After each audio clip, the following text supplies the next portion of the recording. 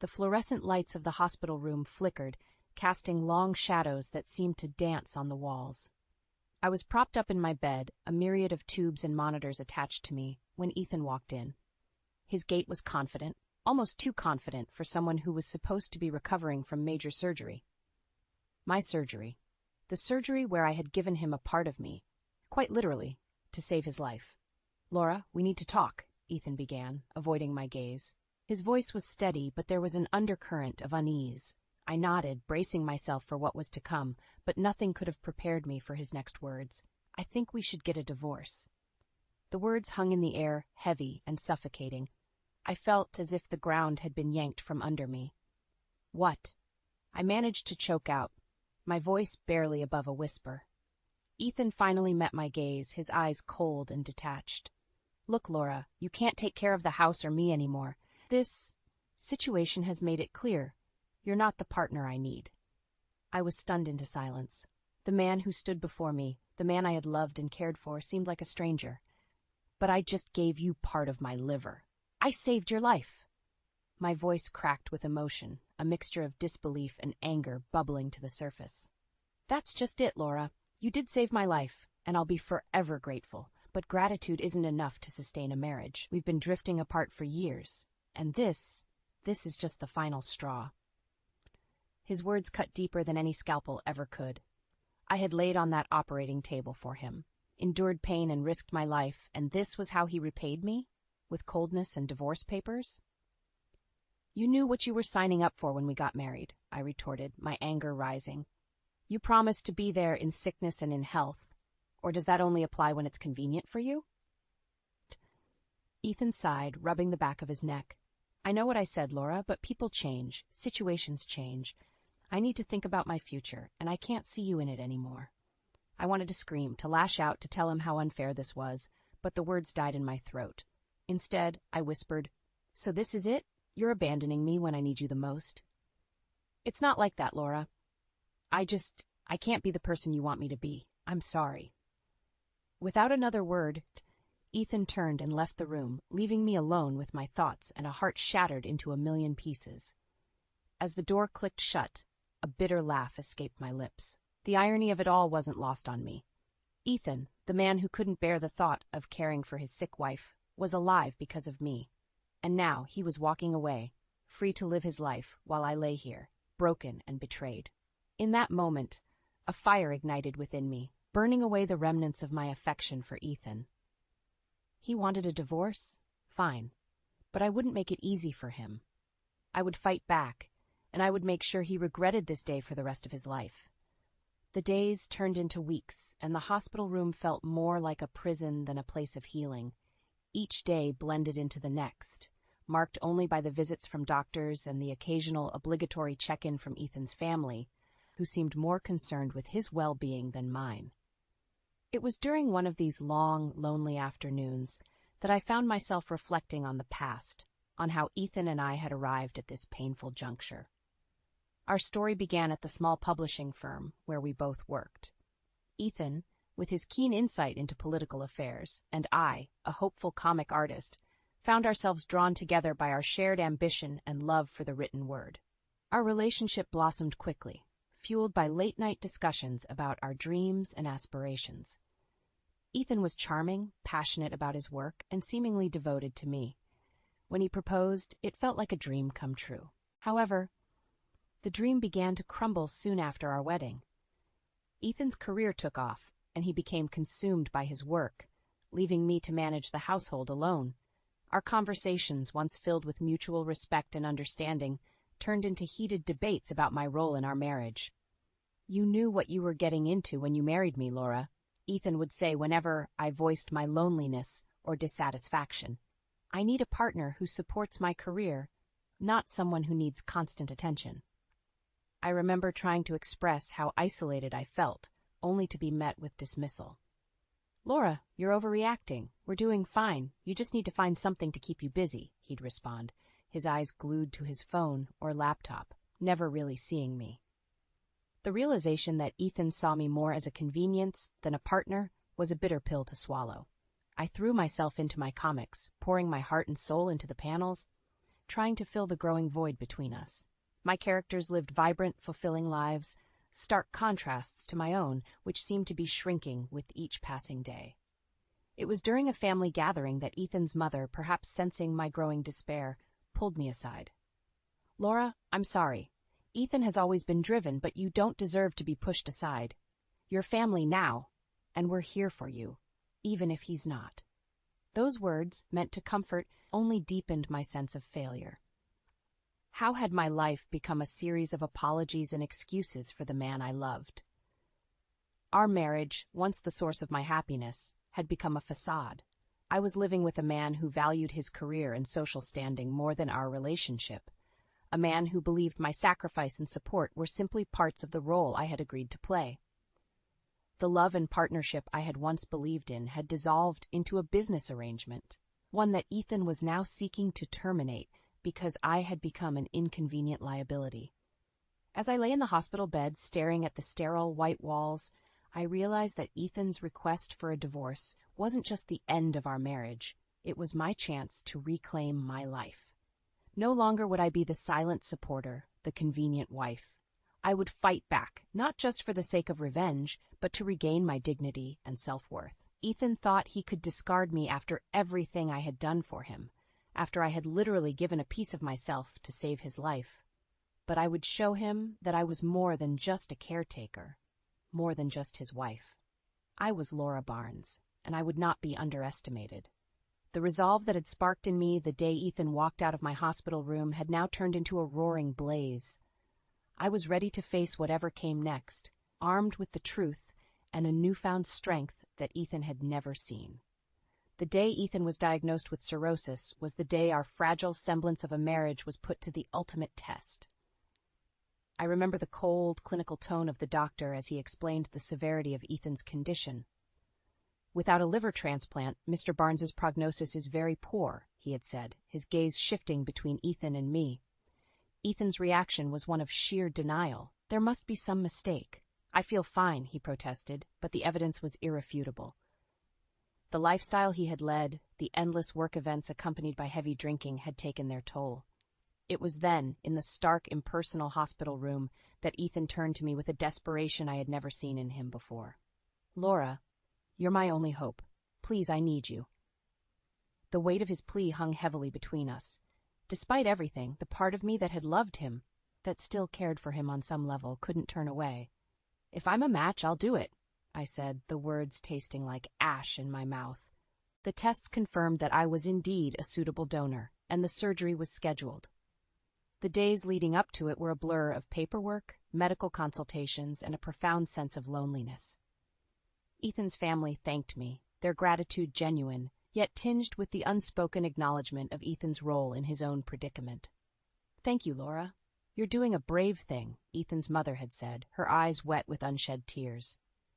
But Ethan's response was markedly different, almost indifferent, as if he considered my sacrifice a mere transaction. "You're saving my career, Laura. I won't forget this," he had said, but the warmth I had once felt for him was gone, replaced by a hollow emptiness. The surgery itself was a success, at least for Ethan. He recovered quickly, buoyed by the prospect of returning to his life, his career. I, on the other hand, faced complications. The physical pain was nothing compared to the realization that Ethan viewed my suffering as a necessary inconvenience, a stepping stone on his path to recovery. During one of his rare visits to my hospital room, Ethan's true feelings became painfully clear. "You know, this really puts things into perspective. I need to focus on my recovery, on getting back to work.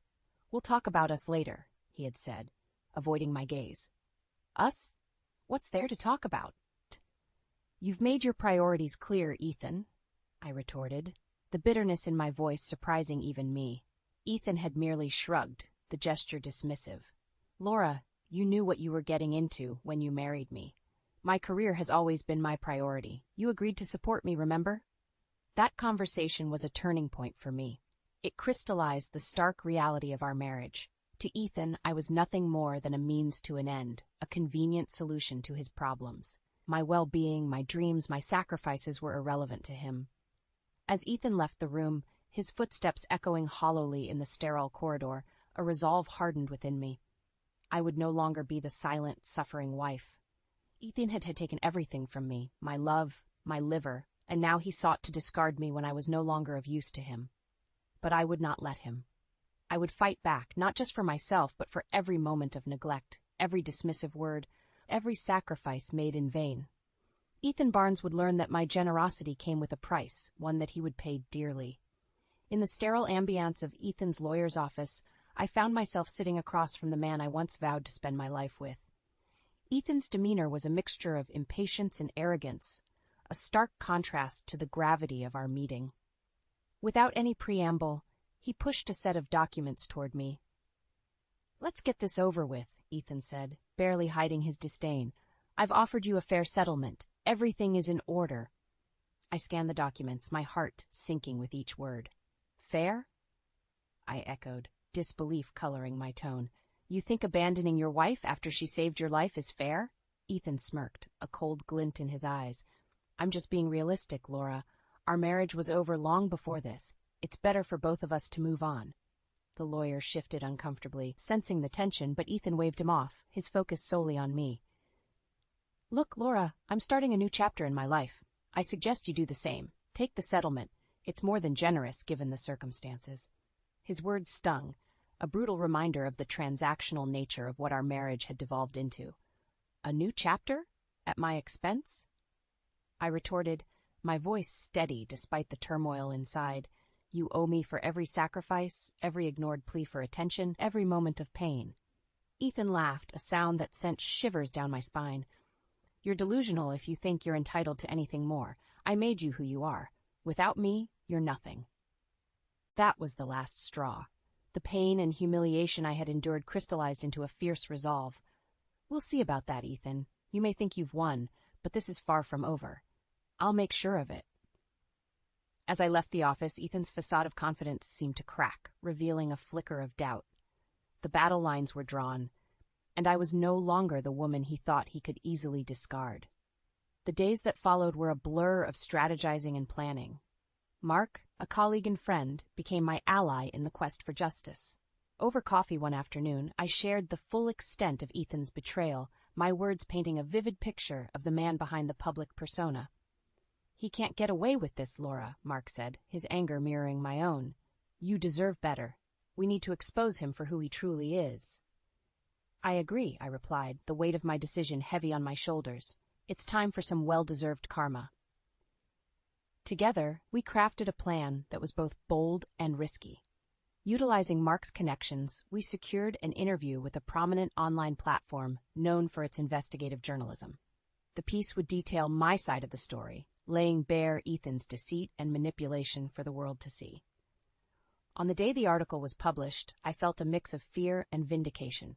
The headline alone, "The Unseen Sacrifice, a Wife's Tale of Betrayal and Bravery," was a testament to the journey I had embarked upon. Ethan's reaction was swift and predictable. His fury came through the phone line, palpable and venomous. "How dare you do this to me, Laura? You'll pay for this." "It's only the truth, Ethan," I responded, my voice calm but firm. "Something you've been running from for far too long." "You think you can destroy me? I'll sue you for defamation," he threatened, his voice a blend of anger and desperation. "Go ahead and try," I countered, a sense of empowerment coursing through me. "Everything in that article is the truth, and I have the evidence to prove it. It's your word against mine, and the court of public opinion has already made its verdict." The call ended with Ethan slamming the phone down, but I remained unfazed.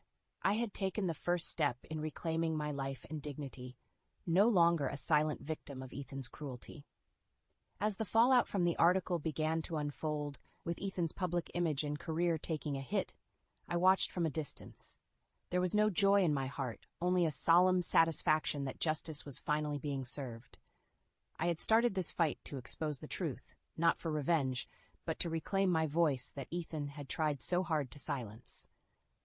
Now, standing on the precipice of a new beginning, I knew the hardest battles were still ahead. But for the first time in a long time, I felt ready to face them head-on. The aftermath of the article's publication was like watching a slow-motion collapse of Ethan's carefully constructed world. My phone buzzed continuously with notifications, texts from old friends, colleagues, and even strangers expressing their support and sharing their own stories of disillusionment and betrayal. It was overwhelming, yet validating. Ethan, on the other hand, found himself in the eye of a storm he could no longer control. The first crack in Ethan's armor appeared publicly when a video of him confronting a journalist went viral. His anger, usually so well masked by charm and wit, was on full display for the world to see. "Why don't you tell the real story about how Laura is trying to ruin my life?" Ethan spat at the journalist, who merely replied, "We're just interested in the truth, Mr. Barnes." The truth. A concept so foreign to Ethan, it seemed to enrage him further. His tirade continued, unaware of the cameras recording every word, every gesture of disdain.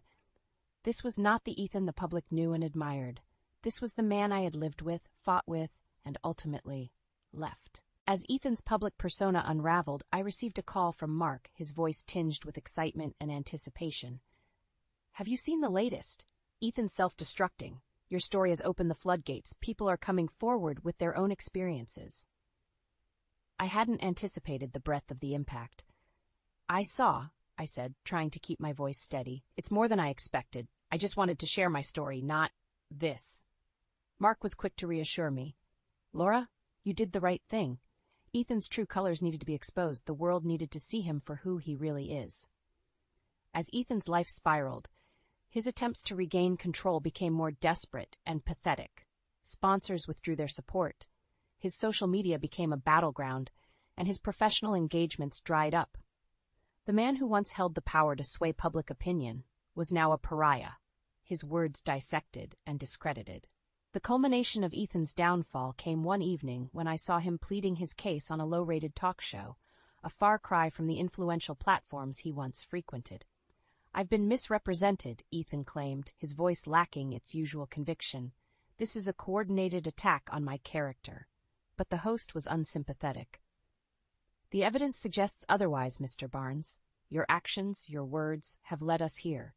It seems you are your own worst enemy." Watching Ethan flounder, I felt a complex mix of emotions. There was no satisfaction in seeing him destroyed, no joy in his suffering. What I felt was a somber recognition of the inevitable conclusion to a story that had started the moment Ethan chose his ambition over our marriage, his ego over our partnership. The chapter closes not with a celebration of victory, but with a quiet contemplation of the cost of truth. Ethan's downfall was a public spectacle, but for me, it was a deeply personal closure to a chapter of my life that had brought me to the brink. I turned off the TV and looked around my quiet apartment, the noise of Ethan's downfall fading into the background. It was time to move forward, to rebuild not just my life, but my sense of self. Ethan's legacy would be one of caution and regret, but mine was still unwritten. And with each passing day, I was finding the strength to write a new chapter, one defined by resilience, dignity, and an unyielding pursuit of truth. Ethan's downfall from grace wasn't just a spectacle. It became a cautionary tale whispered within the corridors of power and across social media platforms. His attempts to salvage his reputation only dug his grave deeper, each denial and accusation against me serving to alienate him further from the court of public opinion. A few weeks after the tumultuous interview, Ethan reached out to me directly for the first time since the article's publication. His voice, once confident and commanding, now carried a note of desperation. "Laura, please," Ethan pleaded over the phone. "We need to talk. This has gone too far. Can't we just meet and sort this out?" His words, meant to sway, only served to remind me of the countless times his promises had fallen flat. "Sort this out?" I echoed, my tone incredulous. "Ethan, there's nothing left to sort. You made your choices." "But I'm losing everything," Ethan stammered, the facade of the unflappable commentator crumbling. "Can't you see? This vendetta of yours is destroying me." I paused, weighing my response.